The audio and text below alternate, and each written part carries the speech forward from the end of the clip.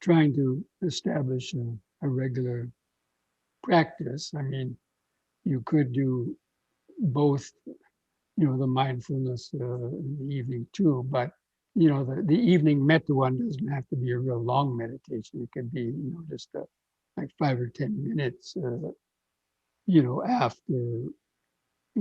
your the main body of the meditation. It could be even before the meditate or after you meditate. Uh, you know, uh, but some people might want to do it longer, and that's okay. Yeah, that was good.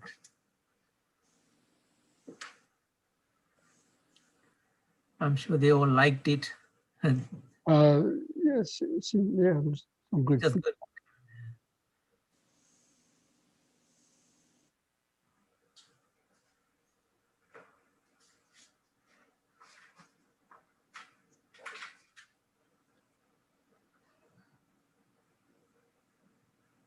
You and the missus, you been getting any Stanganipula vaccine up there in New Jersey? Yeah, very difficult. Well, I have got it from work, but my wife hasn't. We're trying hard to register, get an appointment. It's very difficult. Everything is booked. He's over 65, right? Yeah, but still, I think there's so many. I think they are still working with the 75 and below, something like that. Place, Yeah, I don't think they have got to that group yet. I don't know. It's weird. We're trying hard. I think Fairfax County is more organized. It seems like lots of my friends already got it. Where is that? Fairfax County. In Virginia, right? Yes. Okay. What about you down in Florida? So, you're still registered as a Virginia resident, right?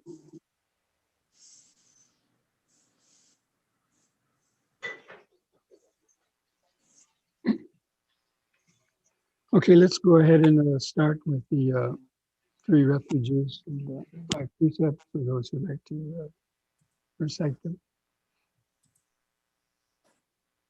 Namo tassa bhagavato arahato samma sambuddhassa.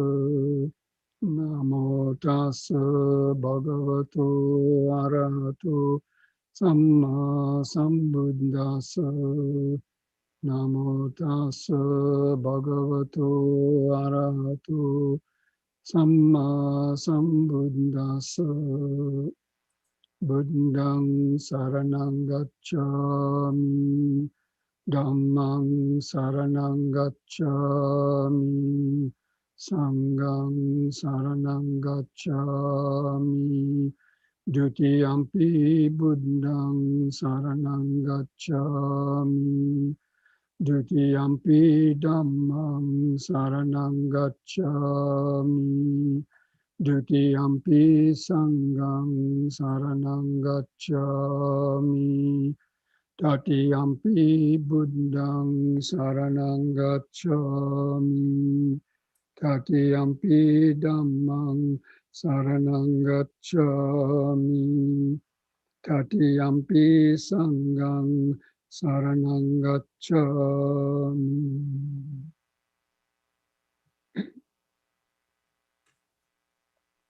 Friends, welcome to this Wednesday evening Sutta study.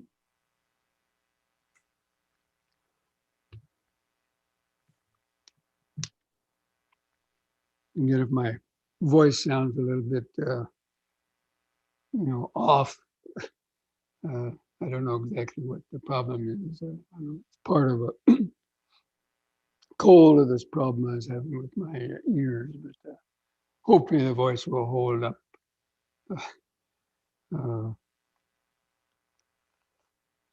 So this evening's sutta,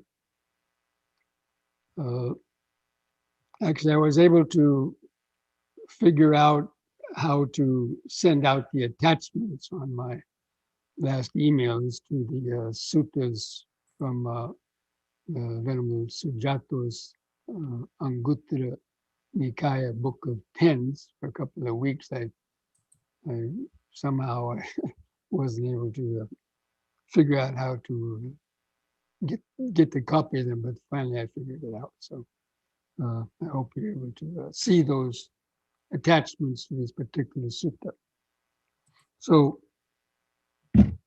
this sutta from the Book of Tens, Anguttara Nikaya, the Book of Tens, number 91.1.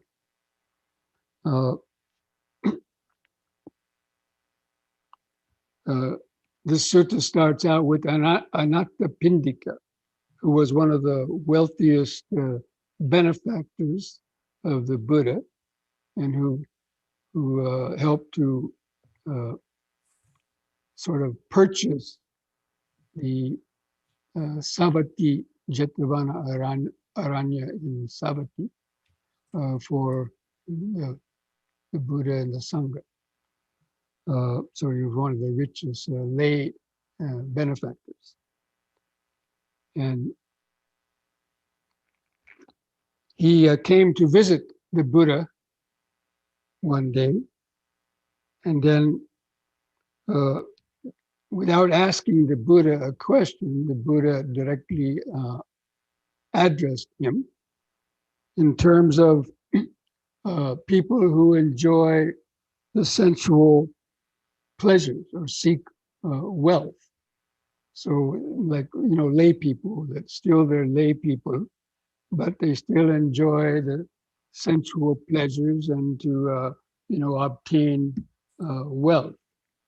So, but of course, Anathapindika was one of the ones who falls into the category of the 10th kind of person. But the Buddha then tells him, householder, there are these 10 kinds of persons who enjoy sensual pleasures found existing in the world. And I'm going to be reading these definition of these 10 kinds of persons who enjoy sensual pleasures, and then the Buddha's evaluation of them. The Buddha kind of evaluates these 10 types of persons in the way that they accumulate their wealth and to use their wealth and to share their wealth. So this first kind of person, the one who enjoying sensual pleasures, who seeks wealth unrighteously. That means by crooked means, probably by, cheating, lying, stealing, maybe even slaughtering animals or whatever. Anyway, probably breaking some of the, the 5 precepts. It doesn't mention exactly, but that's assumed. So he seeks wealth unrighteously by violence.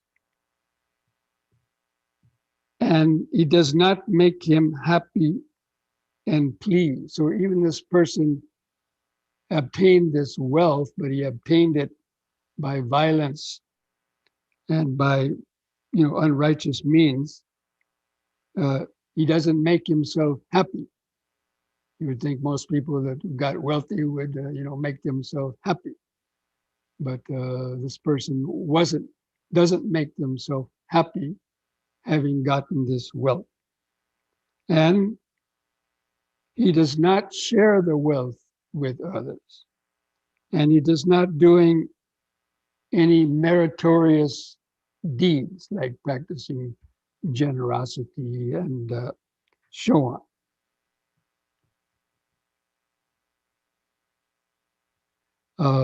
And so he says this kind of person may be criticized on 3 grounds. So the Buddha is now judging people. We talked before about, you shouldn't judge people, but the Buddha was one who was an expert judgment of people because he was able to see the karma. He could read the minds and the past lives of people and saw how they lived and the effects, the karmic effects that came to them because of their particular actions. So in the sutta we read last week, the Buddha was telling these lay people not to judge people, that only the Buddha or one like him could make these kind of evaluations. Anyway, so says this first person is criticized on 3 grounds. The first ground which he may be criticized is that he seeks wealth unrighteously by violence. That that could mean, let's say, he's slaughtering animals to sell. It could be one, or he gets it by robbery and thievery, or some other kind of violent method. The second ground on which he may be criticized is that he doesn't make himself happy and pleased. So he's not happy and pleased with himself, because naturally he's going to have guilt, worry, remorse, and fear for having accumulated wealth, knowing how he got it had harmed others. So he doesn't make himself happy and pleased. Like, Ebenezer Scrooge in the famous, Christmas carol, that rich person Scrooge, at Christmas time, he was very stingy, and, he didn't look like a kind and happy person. Then the third ground on which this person may be criticized is he does not share the wealth with others or do meritorious deeds. So this one enjoying sensual pleasures may be criticized on these 3 grounds. Now, they're not praised on any grounds, but they're criticized for the way they earn their wealth, and that they haven't really made themselves particularly happy and pleased, even though they might enjoy the sensual pleasures, but they suffer from other, probably from guilt, worry, remorse, and fear for having, got it in those ways. Then the second person, then there's the person who enjoys sensual pleasures, who seeks his wealth unrighteously by violence. So he does the same thing as the first person, but he makes himself happy and pleased, but does not share the wealth and do meritorious deeds. So this person can be criticized on 2 grounds and praised on 1 ground. The first ground for criticism is that he seeks the wealth unrighteously and with violence. The ground on which he may be praised is that in spite of that, he makes himself happy and pleased. So, the details of how he makes himself happy or pleased are not given in the sutta. But the Buddha says, so at least in that far, the person can be praised, that at least he makes himself happy and pleased and not miserable. Now people may, want to debate that and question that, but that's what the sutta is saying. And then the second ground on which this person is criticized is that he does not share the wealth or do meritorious deeds. So this person who enjoys the sensual pleasures is only sort of praised in that at least he makes himself happy and pleased, even though he's criticized for doing that, gaining his wealth unrighteously or with violence, and not sharing his wealth with others. So, it's not said how he makes himself pleased or makes himself happy or pleased. So then the third person, the one enjoying sensual pleasures, who also gets his wealth unrighteously and with violence, but he makes himself happy and pleased, and he also shares his wealth and does meritorious deeds. So the thing that all three of these people have in common is that they get their wealth unrighteously and through violence.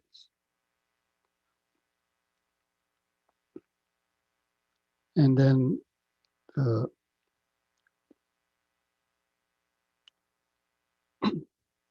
so that person, the third person, is criticized on the ground that he gets his wealth unrighteously and through violence. But he may be praised on two grounds. In that he makes himself happy and pleased, and he also shares his wealth and does meritorious deeds. So this third person may be criticized on the one ground and praised on those two grounds.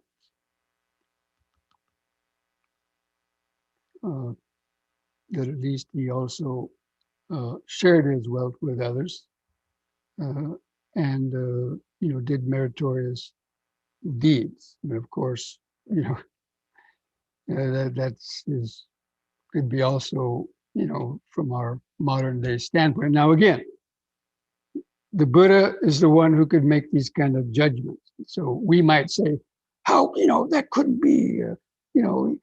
He gives helps others, but with this unrighteous wealth. Having others. It's like drug lords, right? Drug lords get their wealth through violence and unrighteous means, but they also help the communities, right, with their money. We've heard all these stories, right? So he still might be liked by the people who are getting the benefit of his sharing of the wealth. But again, in our modern day judgments, we wouldn't consider that a very, consider that a good way to give dana, because the merit from getting the wealth unrighteously and with violence is going to karmically catch up with that person and wind up being worse off than the good merit that he might have given by giving some of that money to, to whatever community they might have been helping. Okay, so far we've talked about the three persons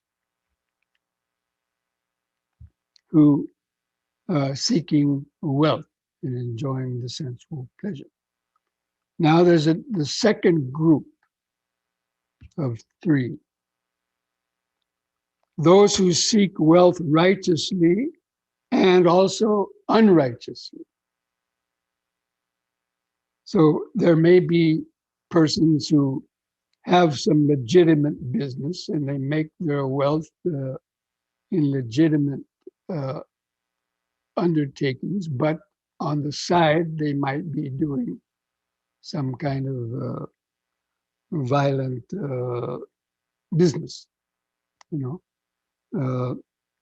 So, of course, like even in this modern day and age, there could be people that have businesses, fronting businesses. It may look that it's righteous business, but on the side, they might be like dealing drugs over the counter of the bar or whatever. Anyway, I don't want to, talk in particulars, but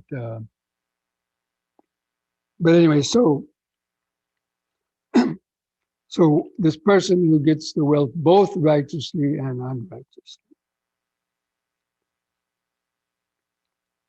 and does not make himself happy and pleased and does not share the wealth and do meritorious deeds.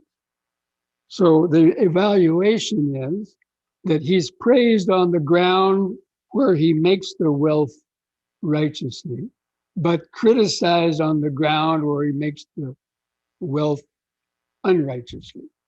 So he's, doing either both at the same time or alternating. Uh, and he's criticized on the ground that he doesn't make himself happy and doesn't share the wealth and do meritorious deeds. So that's the fourth person overall. Now the fifth person also enjoys the sensual pleasures, who gets the wealth both righteously and unrighteously as this fourth person.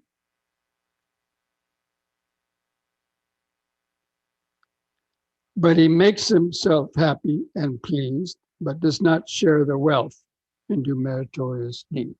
So this was similar to the second person in the first group. So they're praised on one ground of getting the wealth righteously. They're criticized on the other ground for getting some wealth unrighteously. And they're criticized for not making themselves, or they're praised for making himself happy and pleased, but criticized for not sharing the wealth and do meritorious deeds.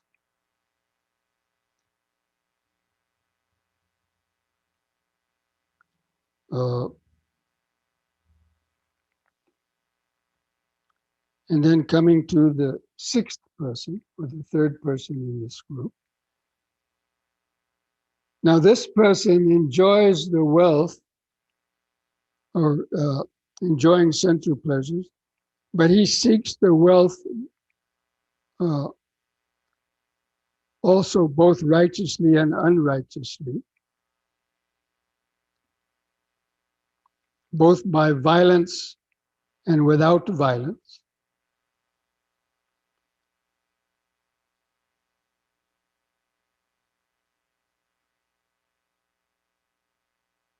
But he makes himself happy and pleased, and he shares the wealth and does meritorious deeds. So again, this person is praised for on three grounds, criticized on one. So he's praised for getting the wealth righteously. He's criticized for getting the wealth unrighteously. But he's praised for making himself happy and pleased, and he's praised for sharing the wealth and doing the meritorious deeds.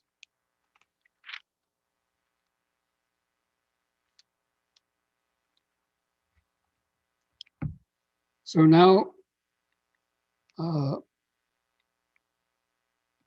we come to the next group of people.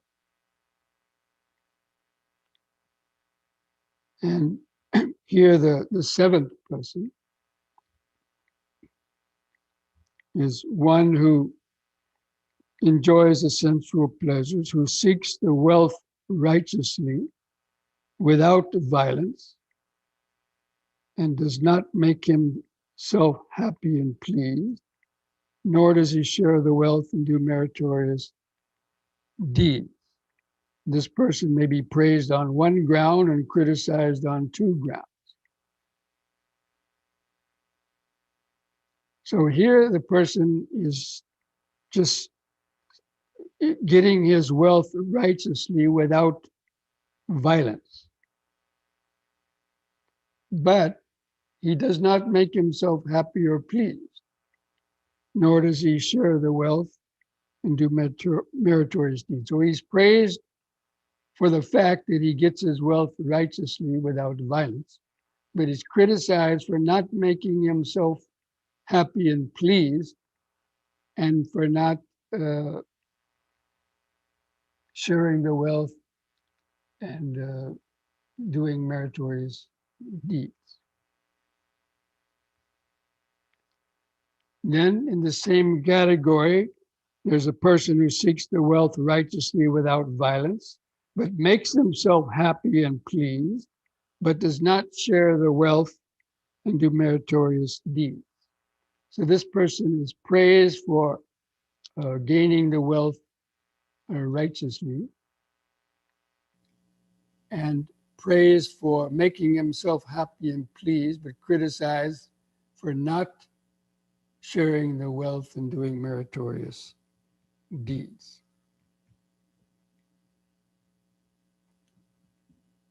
And then the ninth person, the same person who gets his wealth righteously without violence, but this person also makes himself happy and pleased and does meritorious deeds, but there's a caveat, there's an extra thing added.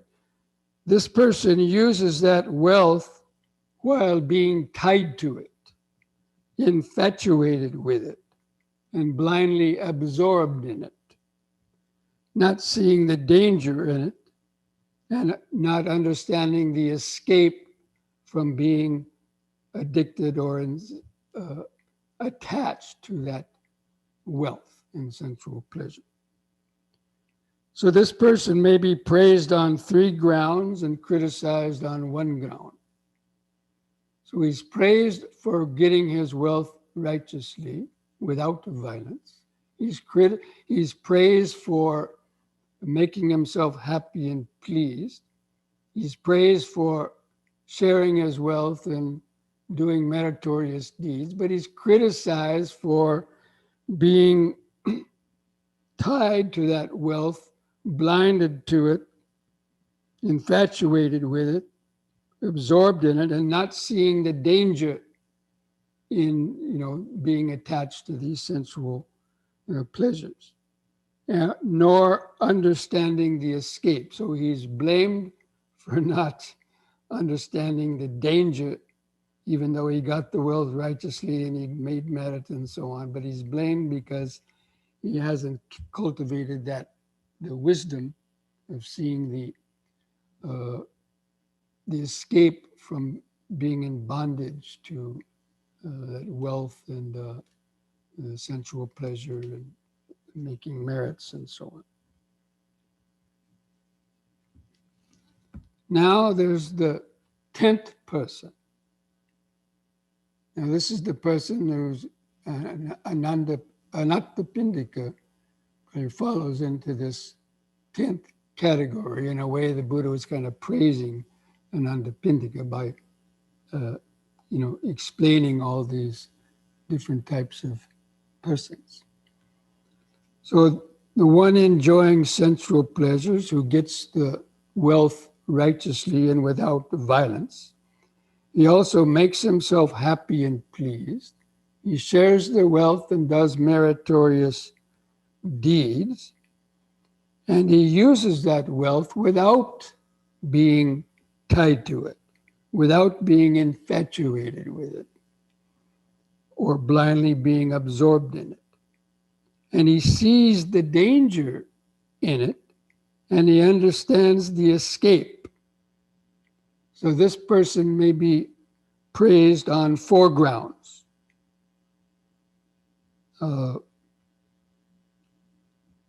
Because he, does all those, criterion in a positive way. He seeks the wealth righteously without violence, makes himself happy and other people happy, shares the wealth, does meritorious deeds, but he's not blindly infatuated and tied to that wealth.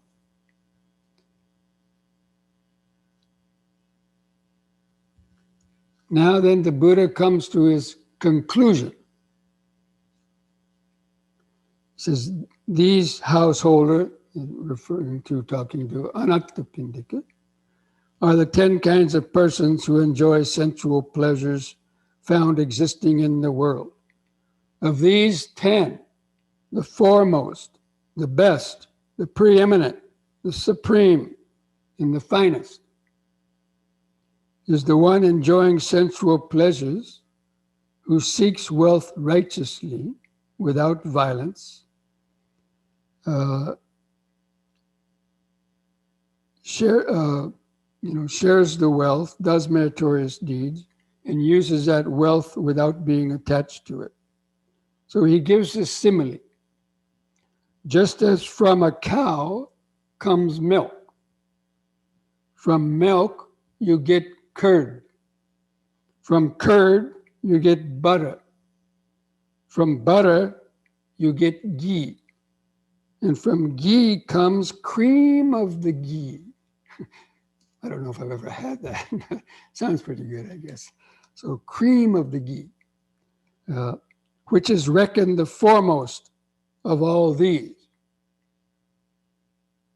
So too, of these 10 kinds of persons who enjoy sensual pleasures, the one who's praised on all 4 grounds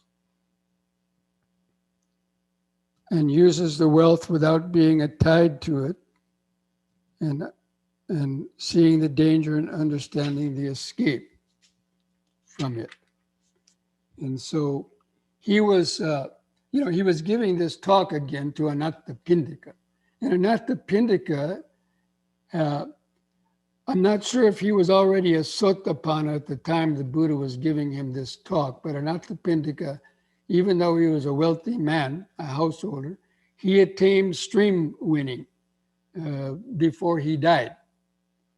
And so that's why the Buddha made this category of a person who,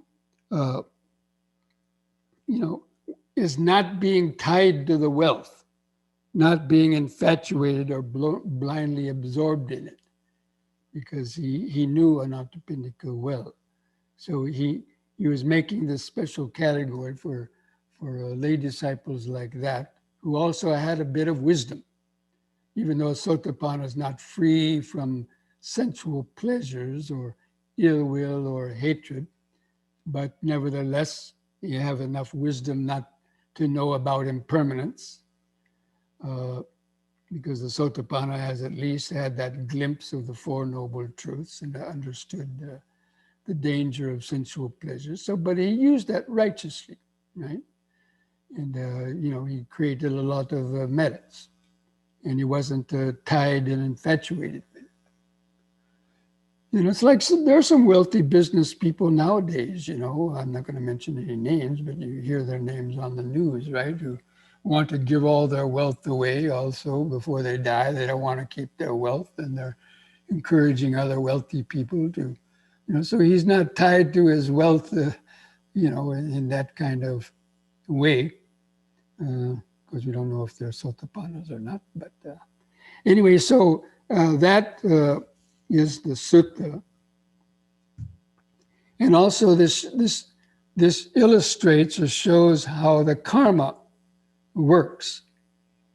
So a person going to have good karma and be able to accumulate wealth, but at the same time, they have a bad karma that causes them to get that wealth in unrighteous ways, and then they're not able to really enjoy that fully. They don't make themselves pleased, and so on.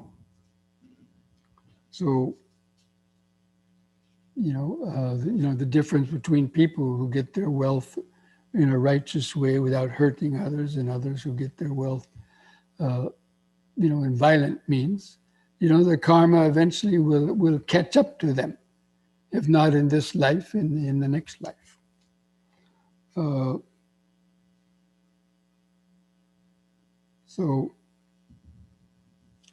this also should be, I don't know if you could call it an encouragement, but, to lay people who are, living a lay life and who still enjoy the sensual enjoyments and so on.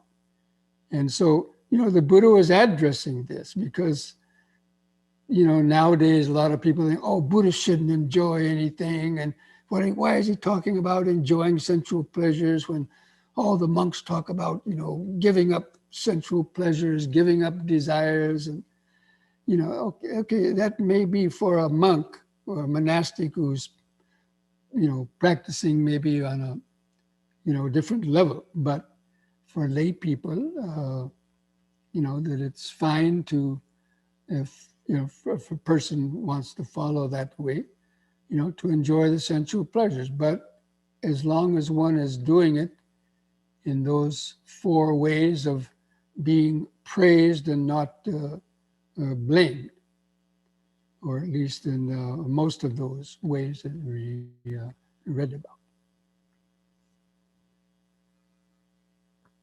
So that's comes to the end of that sutta. It doesn't say whether or not the Anathapindika was delighted in what the Buddha had said to him or not, but probably he was.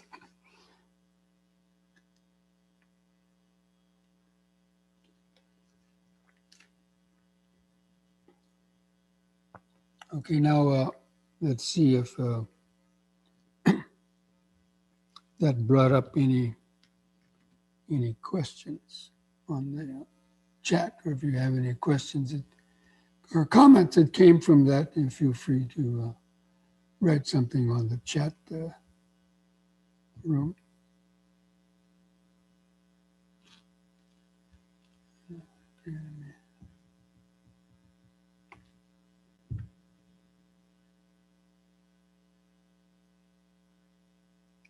Says Bhante, wealth is the sum of accumulated resources over a period of time. If we keep sharing, we can never become wealthy. How much do we have to share? Is that the formula of 4 quarters of income that we read about in the some of the suttas? Yes, I would say it probably is. And so, just as even in Christianity, when you go to churches, like you to tithe, 10% or 15% of your income to the church. So, yeah, probably it would be that in the 4 quarters, that 1 quarter is the wealth, supporting Brahmins and the holy people and supporting the Sangha and so on.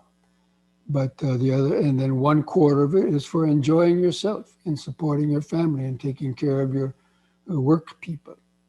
So like that, if you're using your way in that way, that is the way the Buddha advised the people to earn their wealth.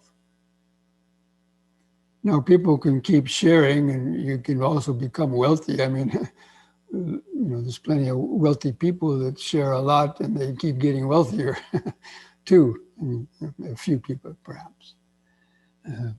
So,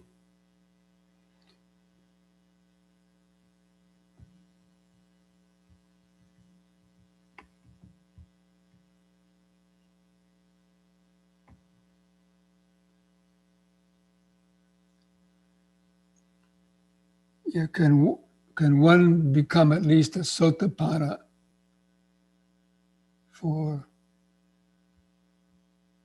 by following the advice about using the wealth to support those 4 quarters, 1 for yourself and the family, 1 for your business, 1 for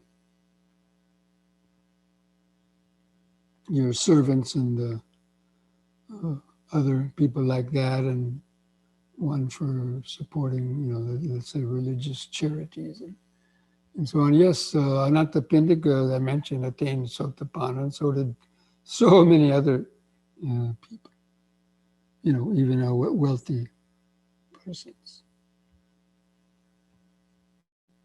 So,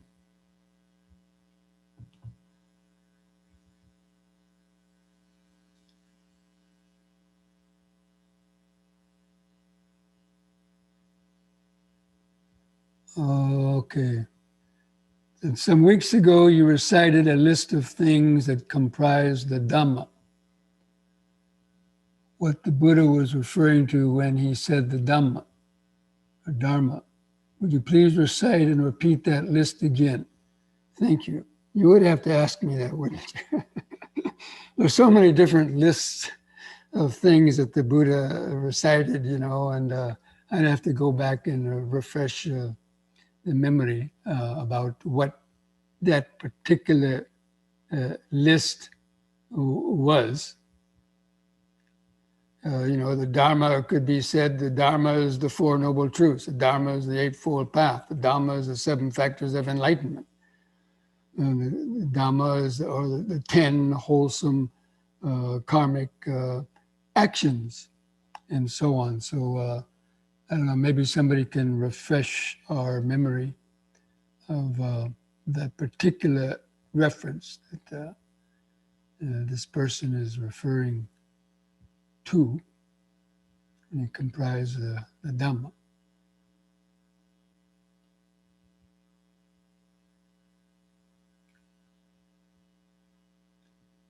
While we're waiting for something to...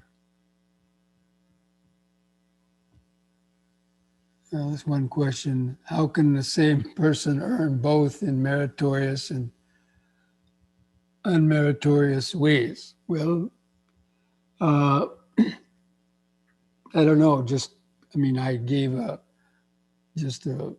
example, a possible example of one who might do some business in a lawful way, but on the side do some sort of unlawful business to get more wealth. And you know, you can use your imagination of what that might be. But you know, probably you know, there can be examples of that, or maybe it was something peculiar to the time of the Buddha.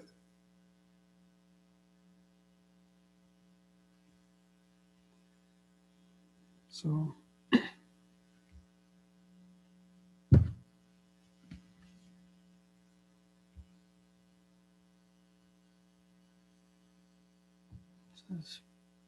Bhante, when are you seeing the doctor? I guess when I totally lose my voice, so I go blind.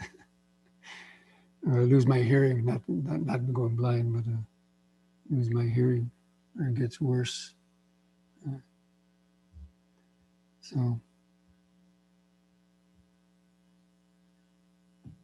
anybody have any last questions that one wants to just ask? Bye. They can unmute themselves. If anybody wants to ask a question, they can unmute themselves.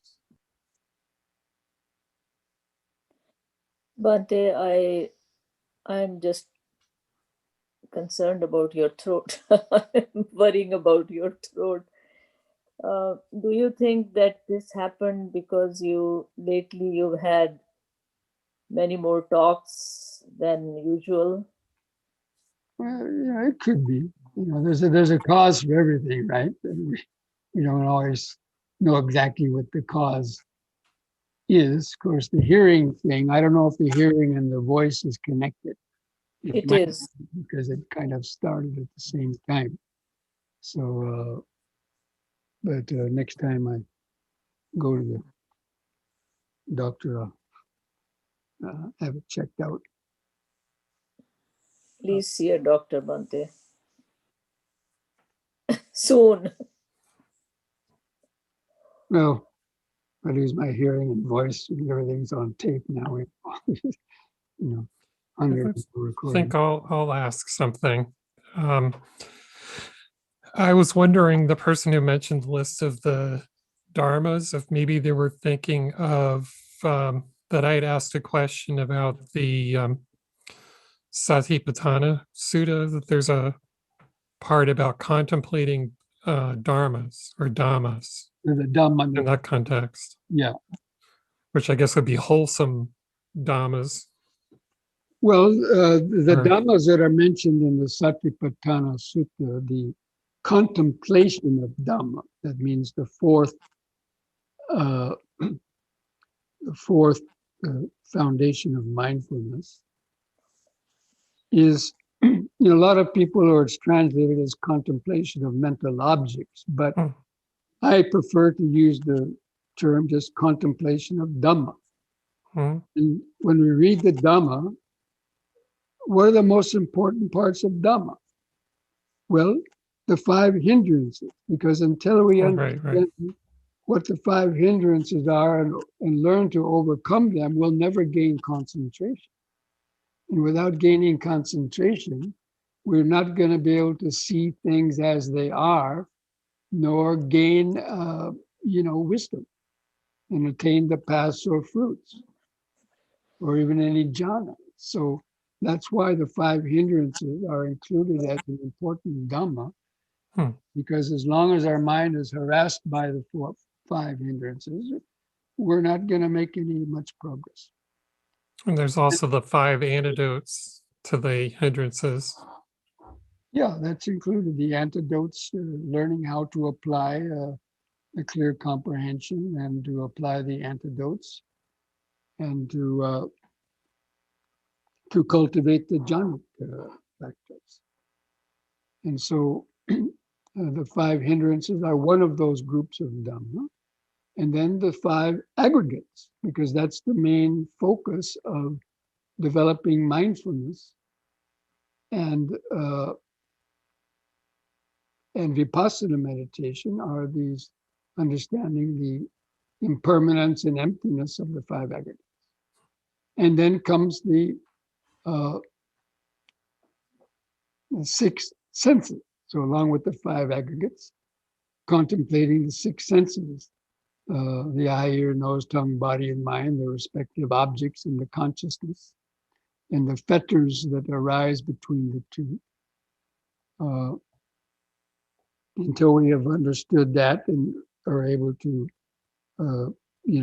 get control over that, then also we won't make much progress. And then the 7 factors of enlightenment. Those are, the important Dhamma. Hmm. And the Four Noble Truths itself. The Four Noble Truths actually are the last category of Dhamma. Because until we've overcome the hindrances, developed the factors of enlightenment, got insight into the 5 aggregates and the 6 senses, and attained the stream entry, the moment you attain stream entry only have you clearly seen the Four Noble Truths. That's when you've understood them, you could say, penetrated them with wisdom. So that's why those are the categories of Dhamma. And so that may have been what this person was hearing a few weeks ago and what he was referring to. But the Buddhists talked about lots of different categories of Dhamma, because Dhamma includes virtually everything. So a person could make so many different lists of Dhamma. Okay. So I think we may stop there with that. Did any other chat questions come up or not?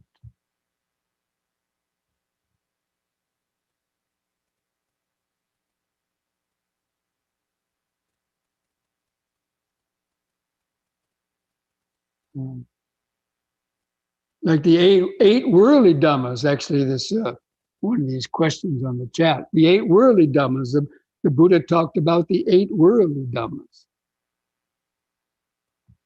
which are gain and loss, pleasure and pain, blame and praise, and fame and ill repute. So he uses the term dhammas. And these are just states, mental states. So there's unwholesome dhamma and there's wholesome dhamma too. So sometimes he listed these unwholesome dhammas, which are these worldly dhammas, they're not necessarily all unwholesome necessarily, but getting affected by these Dhammas, the worldly Dhammas. And then there's the 10 unwholesome Dhammas, which are the 10 unskillful karmic actions. And there's so many different lists that, we've gone over, in the past. Okay, so I don't wear my voice out, so I can be able to continue with the meditation. So let's finish there and take a few minutes break and come back for the little yoga session and guided meditation. Okay?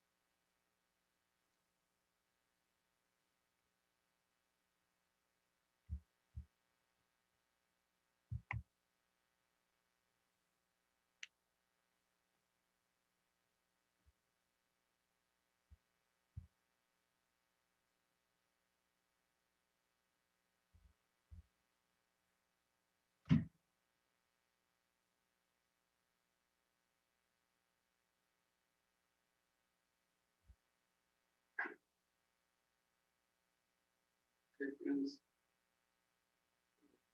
Stand straight. Bhante, you may have to turn on the microphone. Your practice microphone.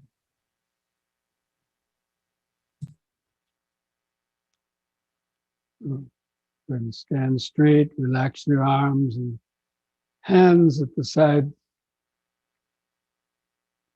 Gently close the eyes. Just feel the feet pressing the floor. Try to mentally feel the height and weight of the standing body. Then begin some deep, slow breathing, holding in the breath for a few seconds before letting it out. Just gradually drawing the attention into the body, the present moment. We combine this deep, slow breathing with the movement, doing the movement while breathing in, holding the position a few seconds, returning to the starting point on the out breath or the opposite direction.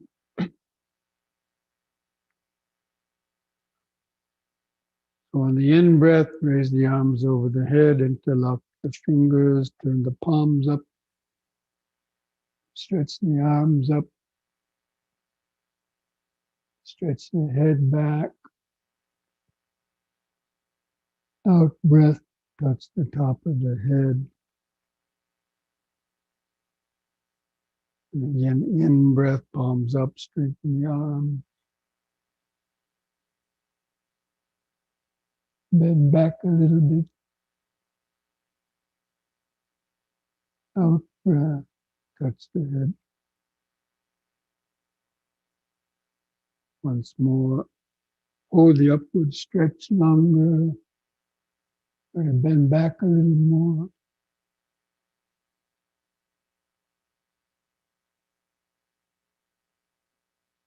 And release the fingers. Out breath, arms back to the side. Relax. Feel the increased sensation in your hands, arms.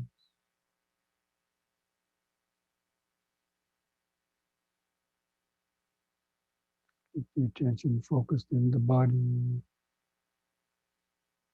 Remember standing, standing, standing.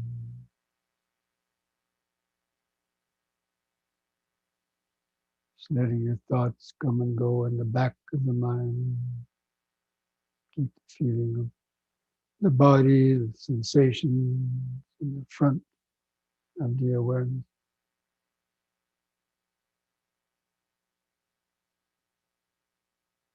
And with the next in breath, push up on the toes and raise the arms over the head like this, facing the hands toward each other, about 6 inches apart, and stretch up. Out breath, come back down, hands to the side, heels to the floor. Use the breath to help lift the body up. In breath.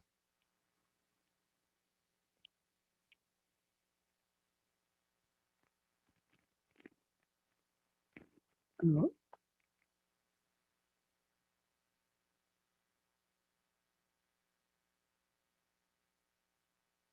In.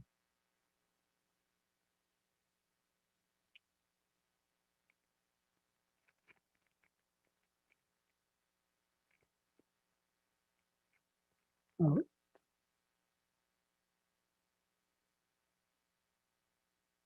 Relax. Just keep feeling the body. Feel where the clothing touches the skin in different places. Remember standing, standing, standing.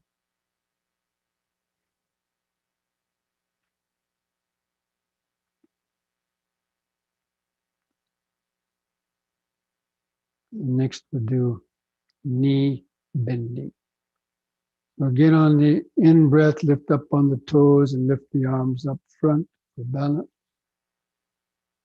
On the out breath, lower the body down, balancing on the front of the feet, balls of the feet. Deep breath, push up. All the way up on the toes. Out breath.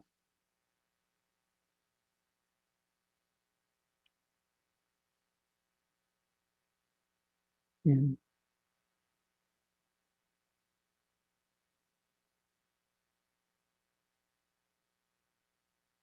Out.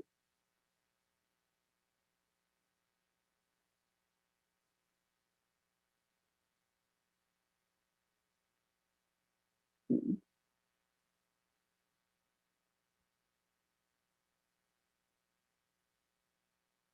The out breath. Relax.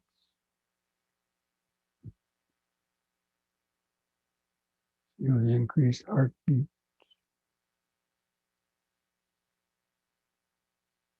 Any other sensations coming and going.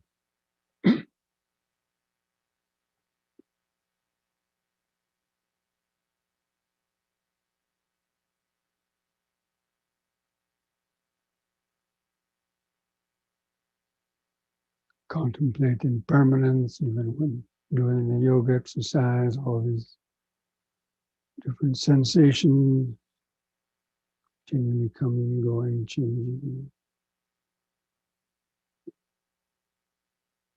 thoughts and so forth coming and going.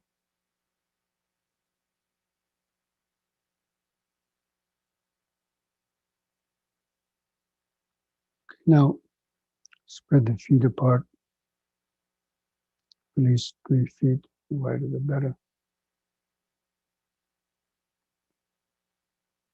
And place the hands together at the chest. Breathe in, raise the hands over the head. On the out breath, lower the hands to the chest and bend the knees and lower down as far as you comfortably can. Try to keep the back upright.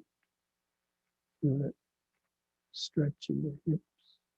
In breath all the way up.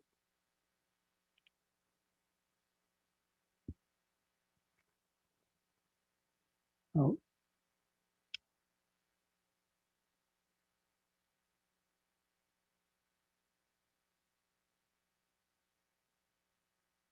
In.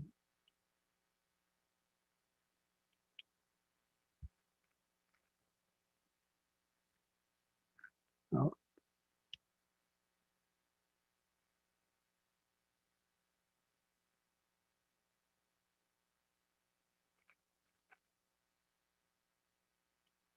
In.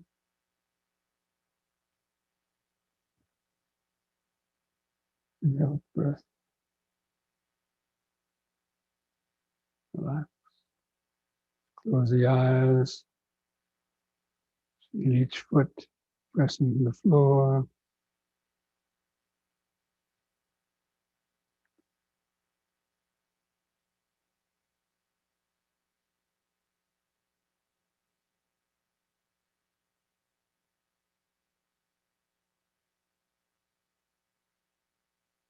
Remember standing.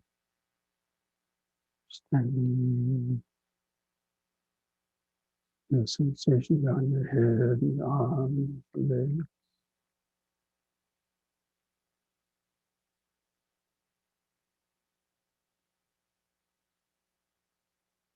Now hold the arms out to the side. We'll do twisting from right to left. Breathe in.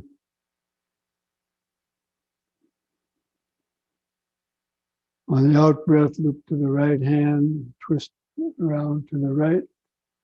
Keep your eyes focused on the hand going back. In breath, come back to the front. Then the other side, out breath.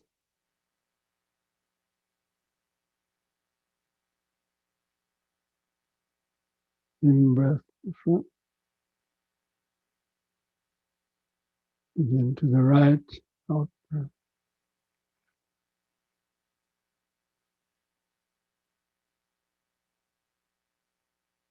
In.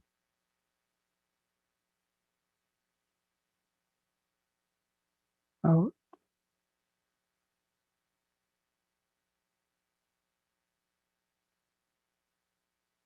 In. Out.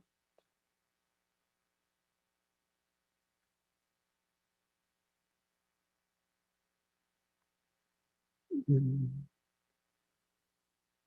Out.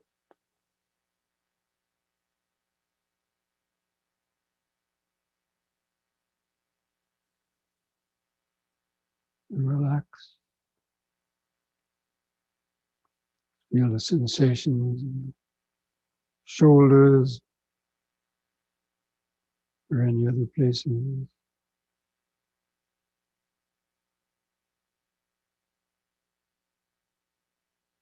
And the clothing touching the chest.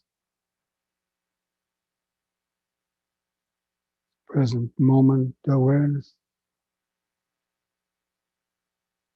Anchored in the body. Here and now.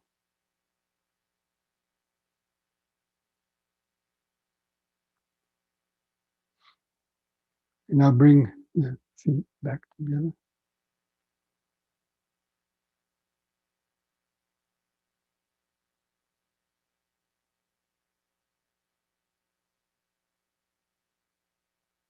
Now we'll do the forward and backward bending. Be careful with this. The back bend, not bend back too far the first time. Be careful when you lift up, straighten up from the back bend, that rush of energy, your body shaking. So hold the palms outward. On the in breath, gradually open the arms out as you start to bend back. And bring the arms out to the sides horizontally. And look up at the ceiling. In breath, carefully straighten up. Keep the arms out to the side. On the out breath, lower the arms and hands down toward the floor. See if you can touch the floor with fingers and hands. Try to keep the legs straight. And stretching the leg muscles. Begin standing up, turn the palms outward again. Gradually open the arms out. And bend back. Hands out to the sides.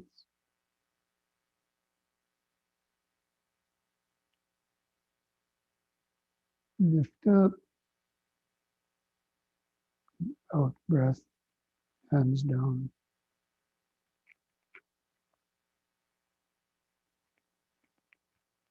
If you stretch down a little bit more. Then standing up, palms outward, in breath. Open the arms out.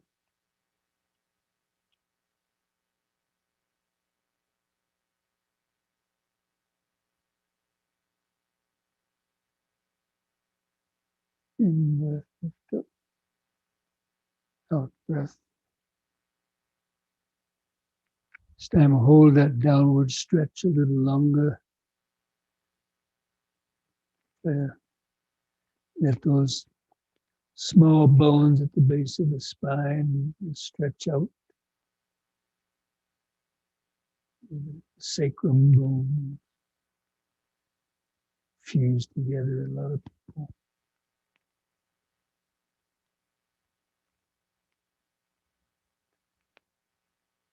And begin standing up.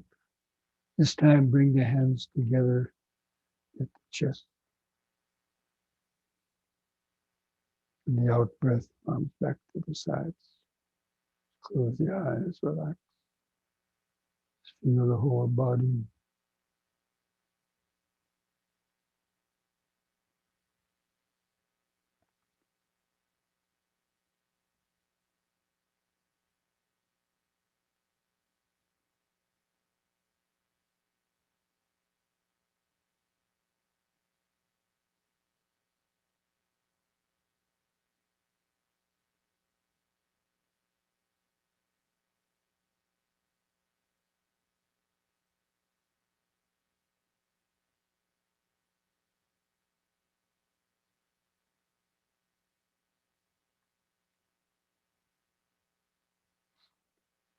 Okay, friends, so let's come back to our seats, get ready for the sitting meditation again.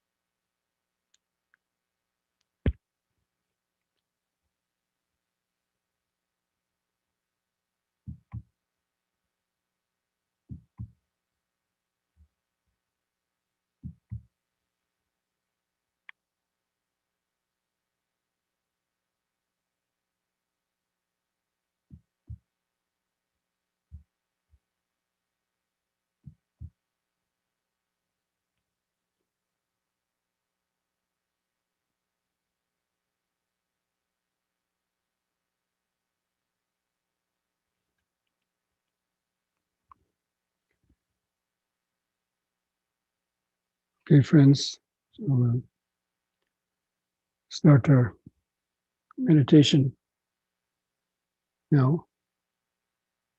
And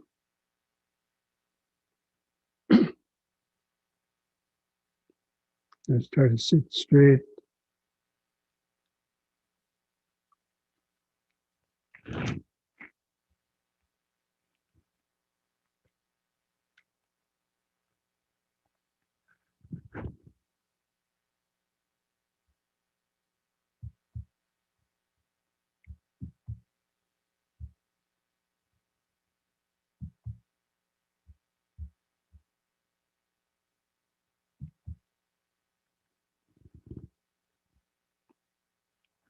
Let's try to align the head and spine in a straight line.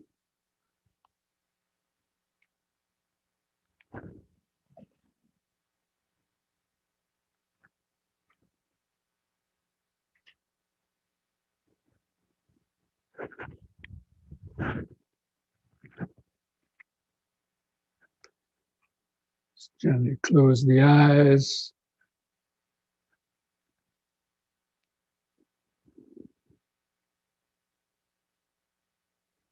We can direct the attention down to feel where the body presses the floor. So just imagine you're looking down through a microscope,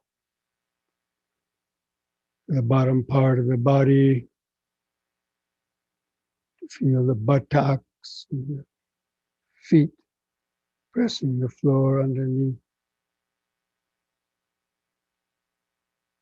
First of all, start with the buttocks. Bring the buttocks into focus, the right and left buttock. Feel that pressure, then pressing the seat.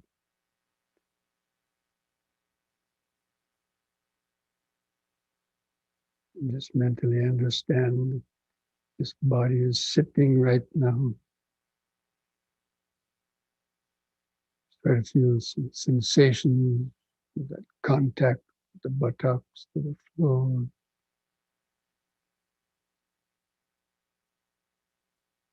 You kind of imagine that your eyes were, even though the eyes are shut, the eyes like a video cam, set attention moving down the legs to the knees,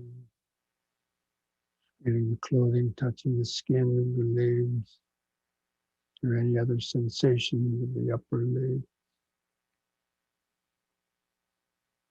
And coming around the knee, and slowly moving down the lower leg. So then you're scanning the leg with a video cam, the eye of attention, the eye of awareness, focused awareness. Then feel the heels of the feet. Focus on the heels of the feet. Feel some sensation, subtle pulsation.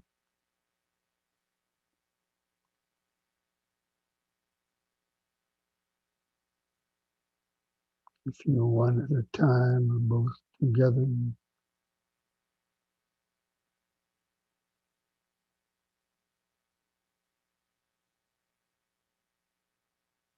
And moving down the rest of the foot. You feel the arching, and then the toe.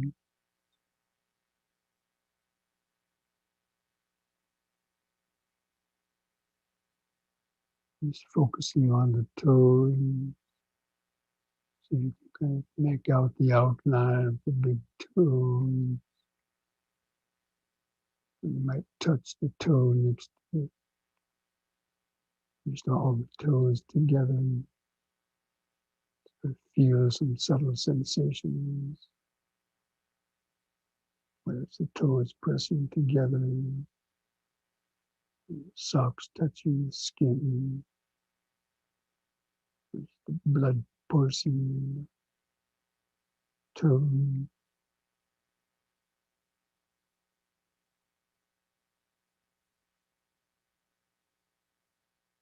Or just feeling the whole feet,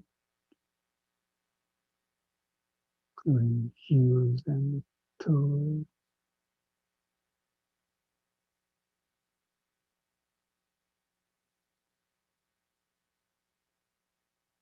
The mind is like a camera lens. We can focus it down onto one point. We can open back up into a wider angle view.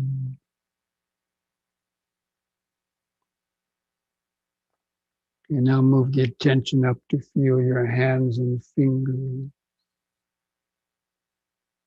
the thumbs where they touch together, touch the body.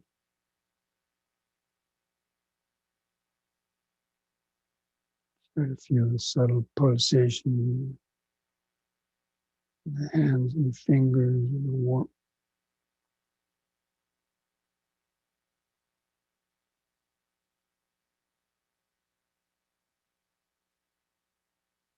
But also remember sitting.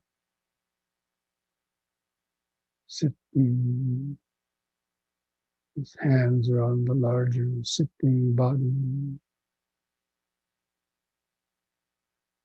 Now move the attention to feel the weight of the arms hanging from the shoulders.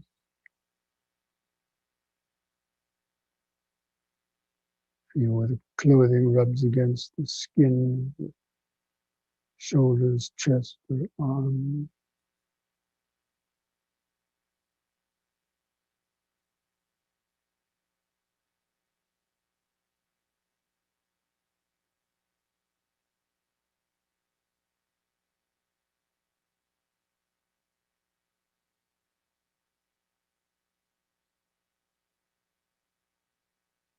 Now move the attention up to feel the head balanced on top of the neck.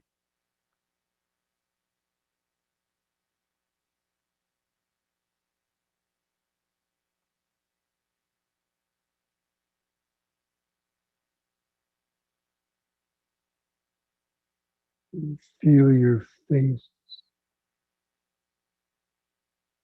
Feel different sensations on the face. Imagine the skin, the face skin stretched over the front of the skull.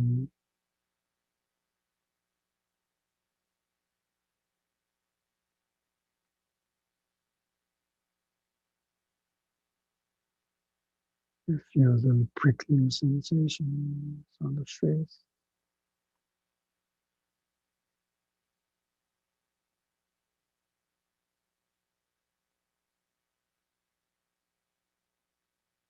And now feel the lips touching together. The upper lip touching the lower lip. Feel any sensation of dryness or moistness in the lip.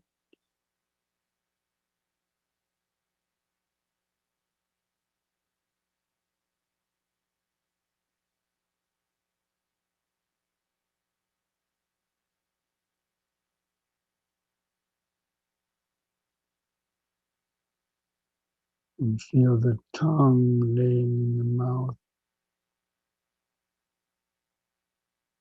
where the tongue might touch the teeth.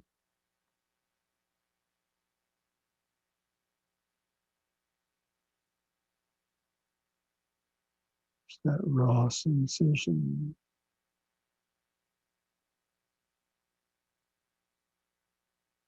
The earth element of the tongue touching the earth element of the teeth.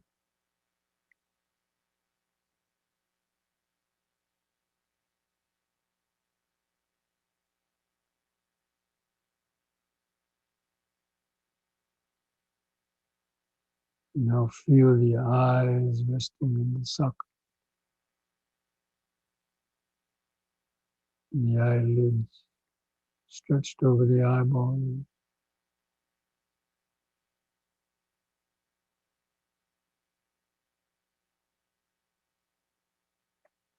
You feel the subtle eye movement, the blood pulsing in the capillaries of the eyes or eyelids.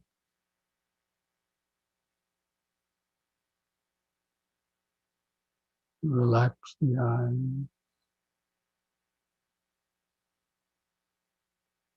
You might see some color or light or a mental image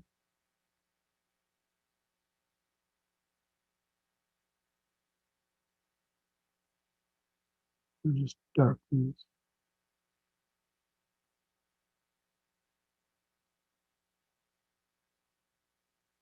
Try keeping attention kind of just resting there behind the eye.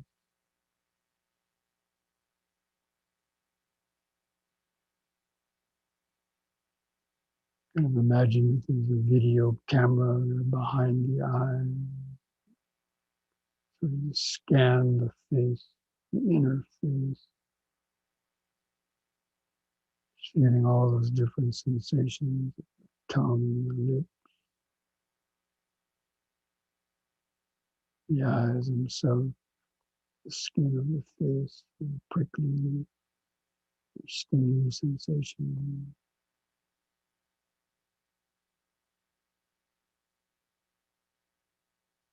Try to get a sense of aliveness in the head and feet.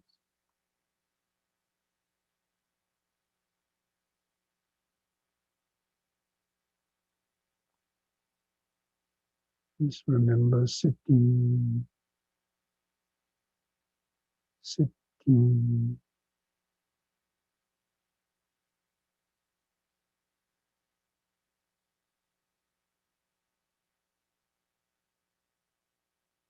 and opening up that lens of the movie camera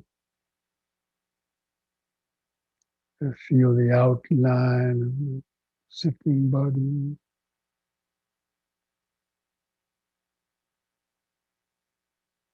In one view, you can get a sense of the buttocks and feet underneath, the arms and hands at the side, chest in the middle, the head on top.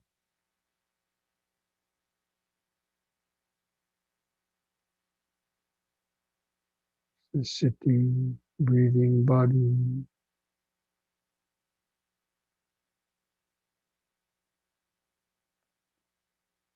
Try to hold that outline of sitting body in the mind's eye. Then begin some deep, slow breathing like we did in the yoga session. Try to take 3 or 4 seconds and slowly breathe in, expanding the abdomen, rib cage, and upper chest, holding the air in the lungs. 2, 3 or 4 seconds, and feeling the relaxing contraction in the out breath, the last bit of air going out of the lung. And the next incoming breath. Try to take several deep, slow breaths like that, cultivating this basic mindfulness. Breathing in, letting go of the past and future.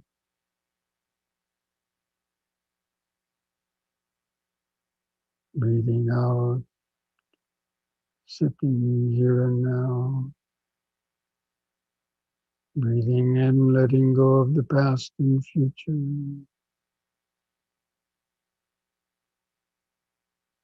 Breathing out, sitting here and now.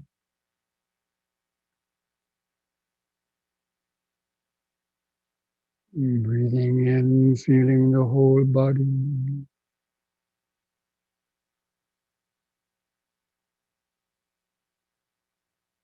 Breathing out, feeling the whole body.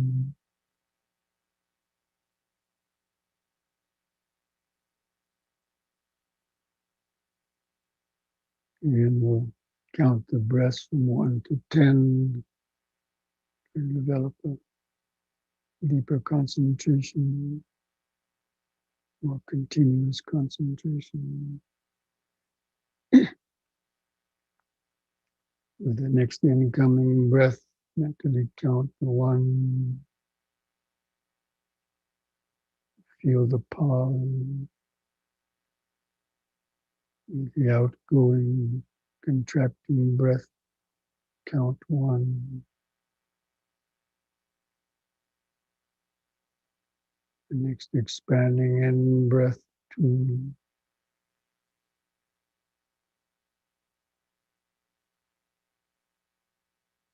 Contracting out breath, 2.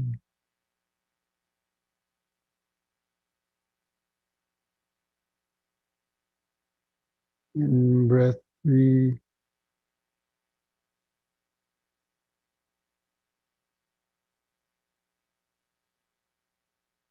Out breath, 3.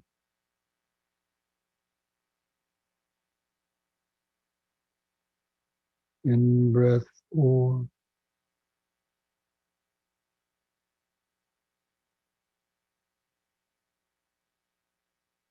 Out breath, 4.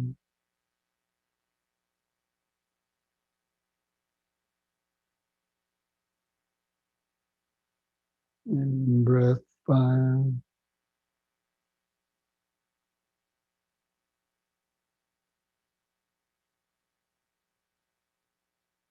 Out breath 5.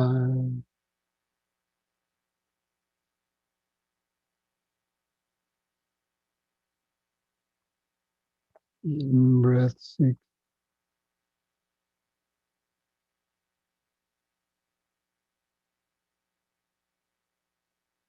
Out breath 6.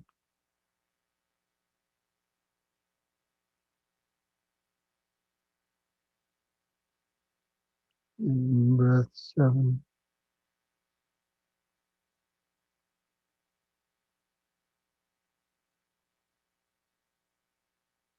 Out breath 7.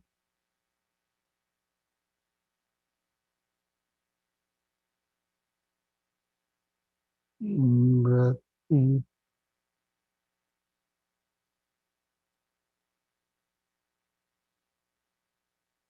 Out breath 8.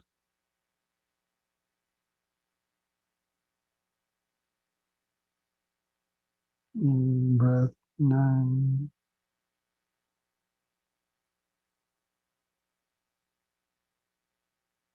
Out breath 9.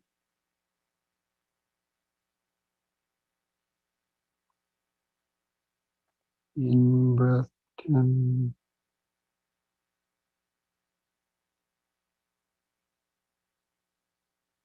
Out breath 10.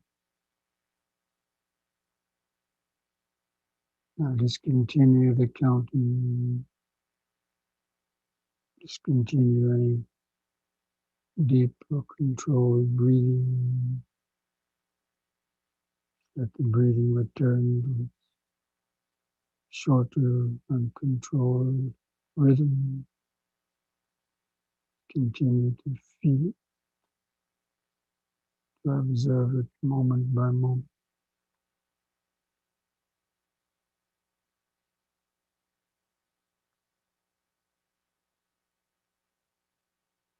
Try to feel the whole in breath from beginning to end. The brief pause, and the out breath from beginning to end, and the brief pause.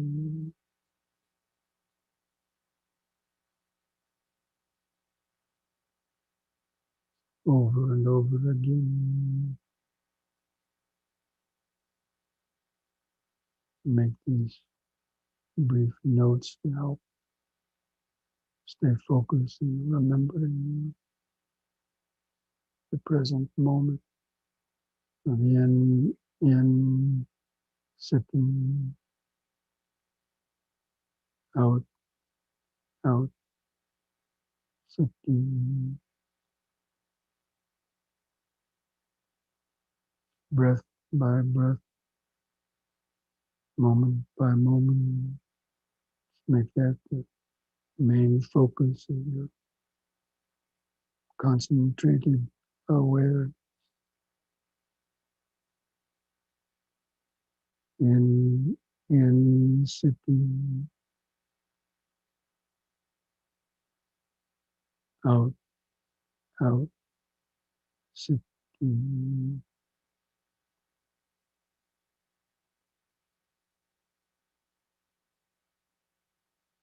Be like a scientist sitting in the laboratory. His body is the laboratory for the meditator, looking down through the microscope of concentrated awareness.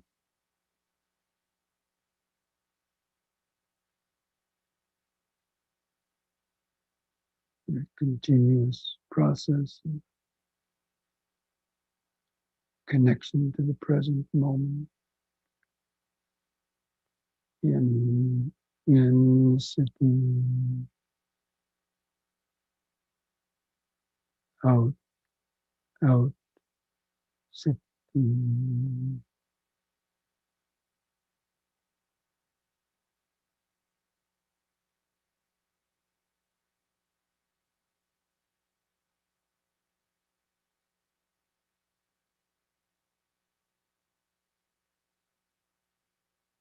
Try to notice how each breath is different.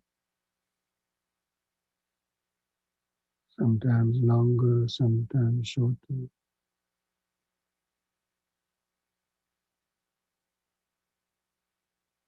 Sometimes the in breath is longer than the out breath, and the out breath longer than the in breath. It's always changing.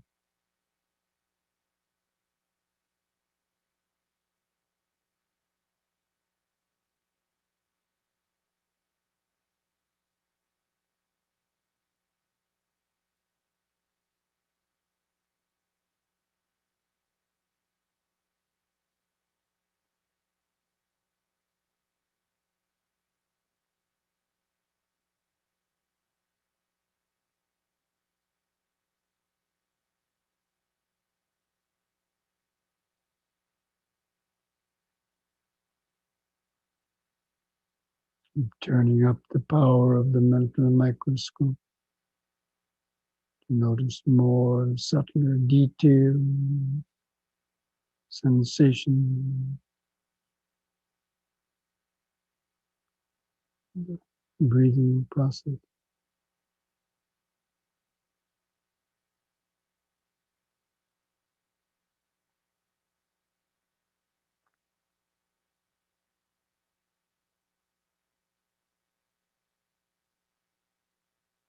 Balancing factors of concentration and awareness, the mindfulness. Concentration is keeping the attention focused on the breathing body. The awareness is noticing all the different sensations coming and going within the breathing body. Breathing is there in the center, but around it, you can also notice sensations of your arms or hands, chest, sensations on your feet, or even head, in the periphery. Cultivate that peripheral awareness, peripheral awareness. Breathing in the middle, peripheral awareness for the 5 hindrances arising. Any hindrances arise, like your head is drooping down, spine slouching, mindfulness noticing that, or some discomfort or pain is arising, the mind notices that. If any thoughts are carrying you away, mindfulness recognizes thinking.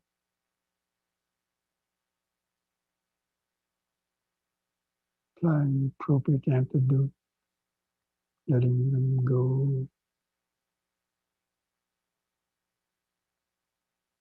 coming back to stay connected, reconnect to the breathing.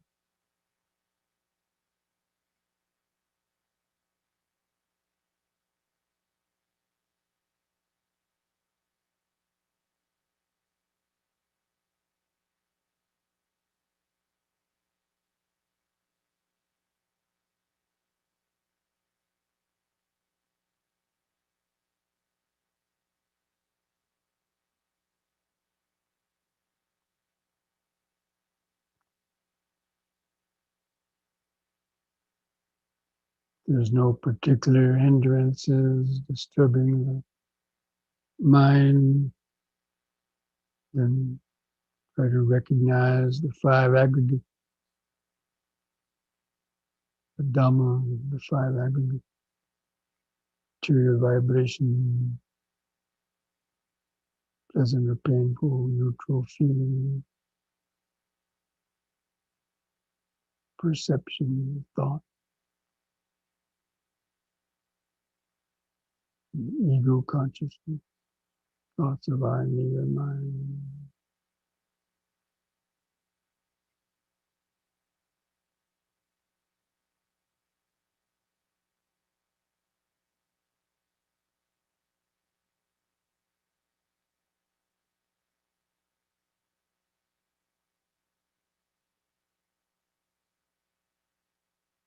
Even while focusing on the breathing, you can recognize the 5 aggregates in that. Sensations of the breathing or the material aggregate.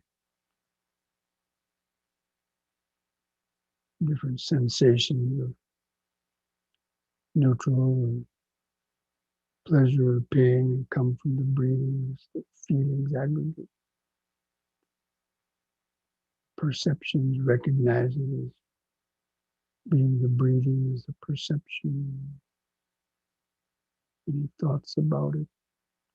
The idea that I am meditating, ego consciousness.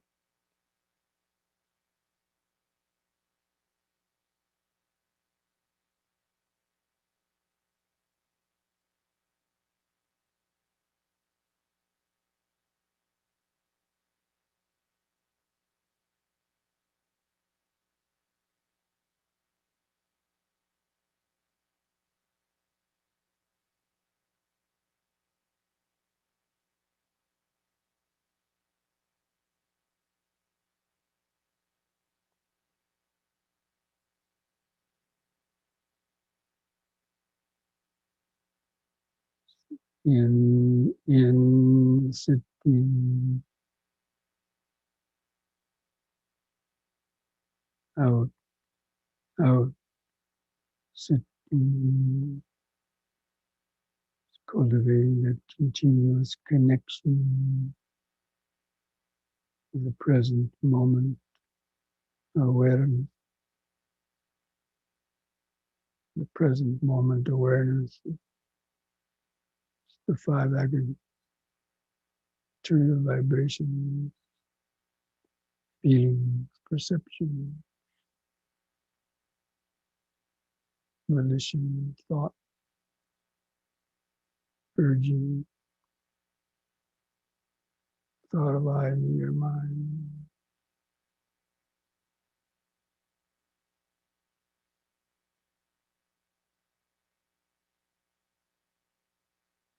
Be like the scientist sitting in the laboratory.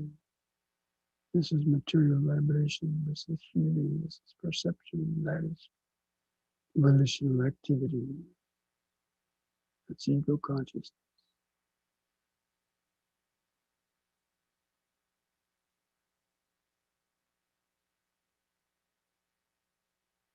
All constantly changing, the flow of impermanence.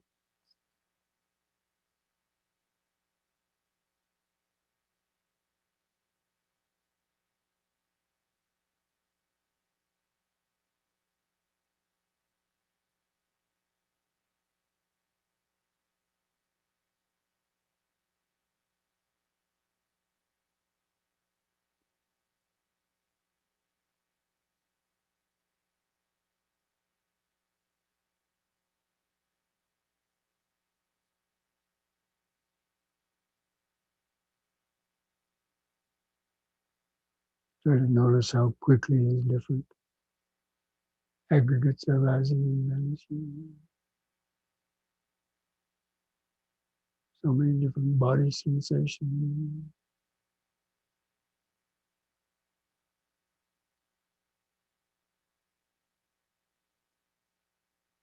Feelings, perception.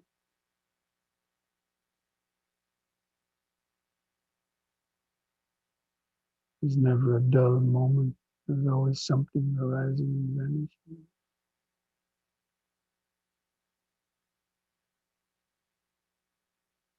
Under the lens of focused present moment awareness.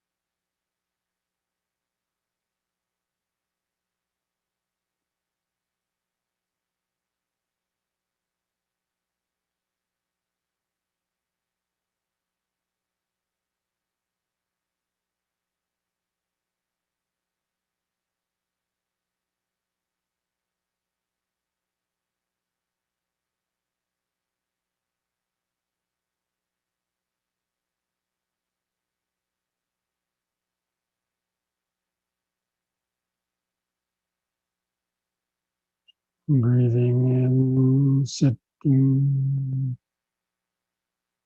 breathing out, sitting.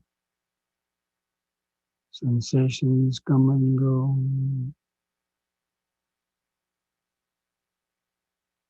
Perceptions, thoughts, urges come and go.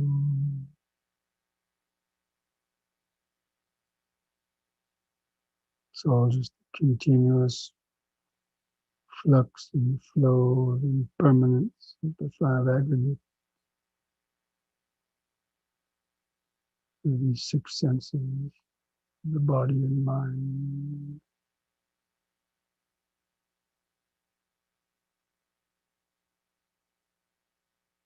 Kept going by the force of the past karma.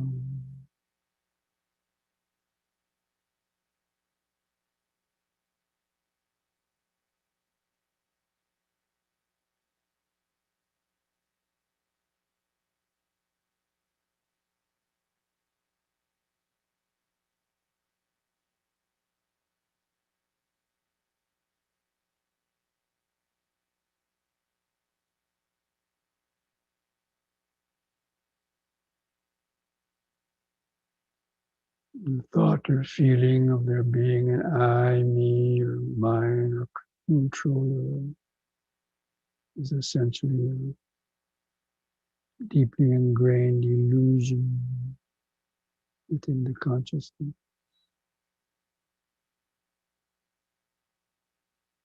the conditioned consciousness.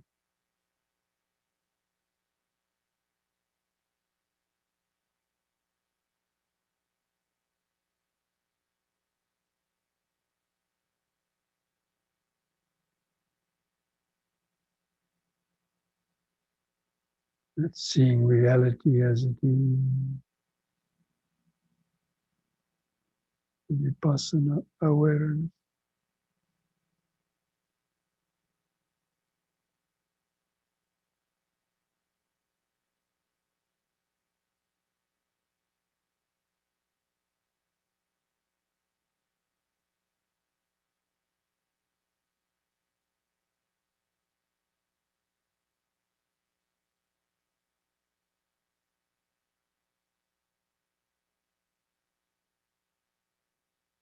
Cultivating that detached, onlooking awareness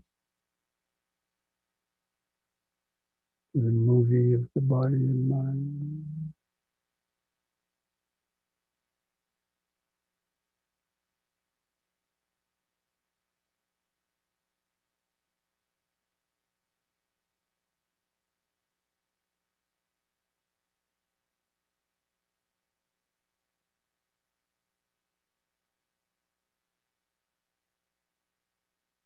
Be aware of that sense or last trace of I or me or mine lurking in the back of the consciousness.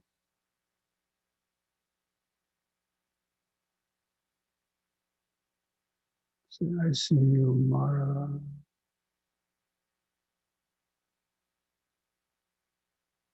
Just allow it to fade away.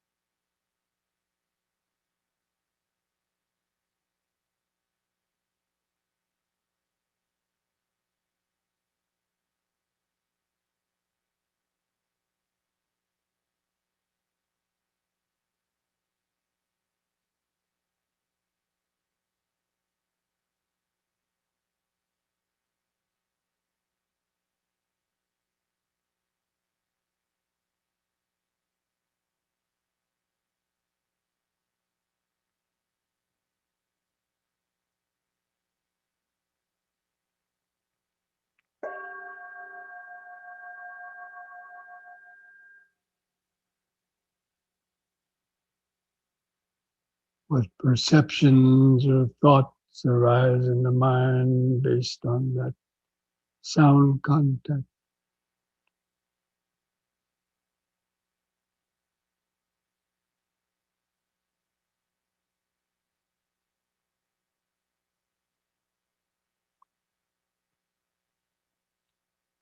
Sabbe sankhara anicchati. Sabbe sankhara dukkati. Sabbe dhamma anattati. Yada panyaya pasati. Atanibindati dukhi. Isamago visuddhiya.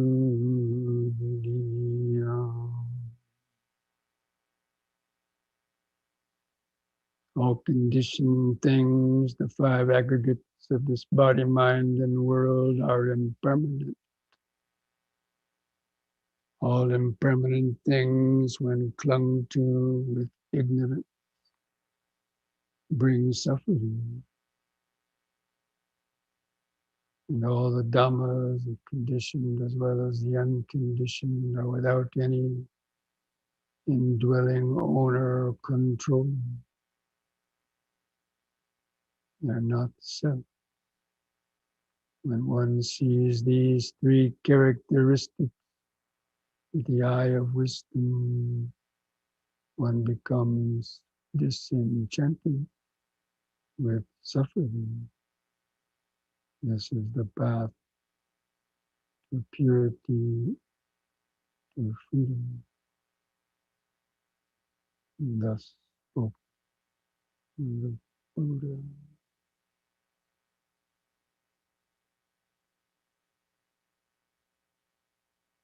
We're going to spend the last couple minutes sending out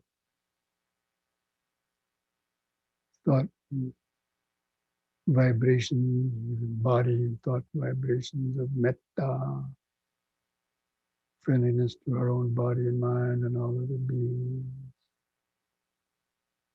We do that combined with some deep, slow breathing. So again, take some deep, slow breath.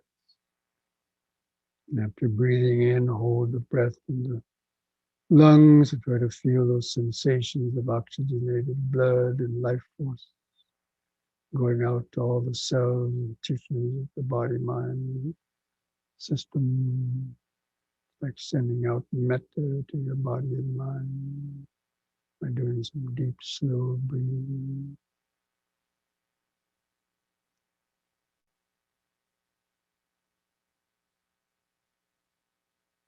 Holding in the breath, just imagine that oxygenated blood flooding, permeating, saturating, suffusing all the cells, tissues of the body with healing life force, with pure wisdom, pure energy, pure love, caressing your whole body, mind, nervous system. And gradually with the out breath, sending these same kind of feeling vibrations out to your family members, friends, relatives, colleagues at work, strangers on the street. So the idea of all these beings, all living beings, free from greed, hatred, fear, and ignorance, free from pains and sufferings of body and mind brought about by their unskillful thought, speech, and action. May all beings be able to hear the teachings of the Dhamma, to practice meditation, to free their minds from confusion and suffering. May all beings be well, peaceful, and why. May all beings be well, peaceful, and wise. It's like a mantra reverberating throughout space. Well, peaceful, and wise.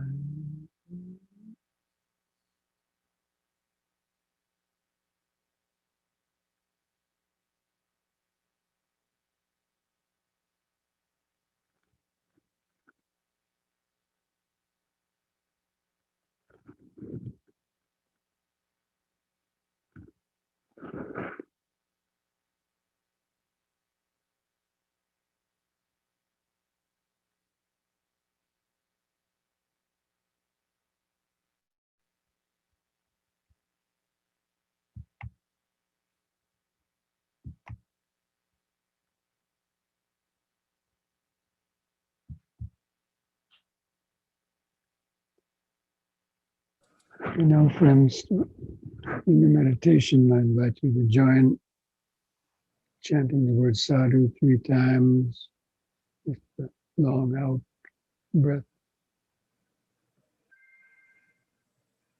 And breathe in.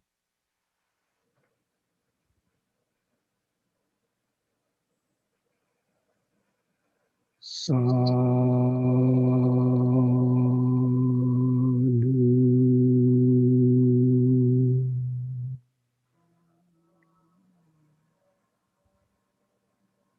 Sadhu.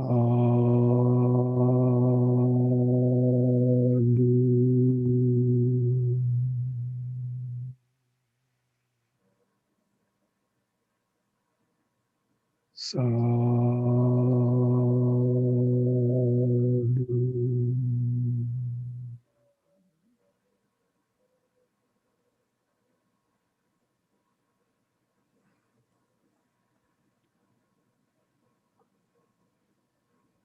Now place your hands at the edge of the knees. Take one more deep breath.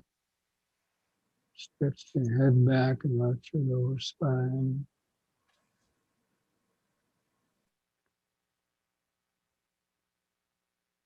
On the in breath, lift the head up. The out breath, press the chin to the top of the chest.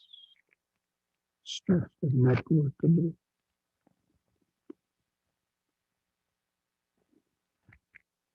Lift the chin up level on an in breath. Relax on the out breath.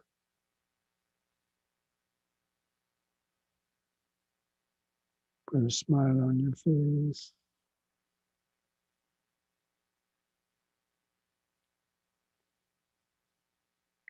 Okay, friends, this brings our Wednesday night program to an end. So I hope you're all able to have a peaceful or insightful meditation. And we'll meet again on this Sunday for looking at some more Dhammapada verses. And just as a heads up that I'll repeat this again later on March 28th, the Bhavana Society is going to host on Zoom a one-day sort of retreat. And the participants will be Bhante Gunaratana, Bhante Sadajiva, and myself. He invited me to participate again. And I will be participating in the 2 to 4 o'clock time slot, as I had when they had a program like this a couple months ago. So that's just a heads up on that. Mark it on your calendar. March 28th. So, anybody have any last comments or anything?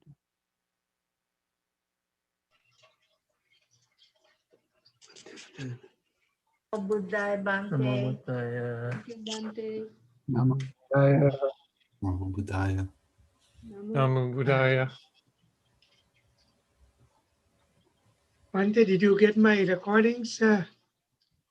Are you able to download them? Well, I left that up to Prashant. Yeah, I still need to get on to that. Thank you, Nisanka. Thank you. All right. Okay, friends, we will see you again. Thank you, Bhante. Terima Everyone Saturday night. So,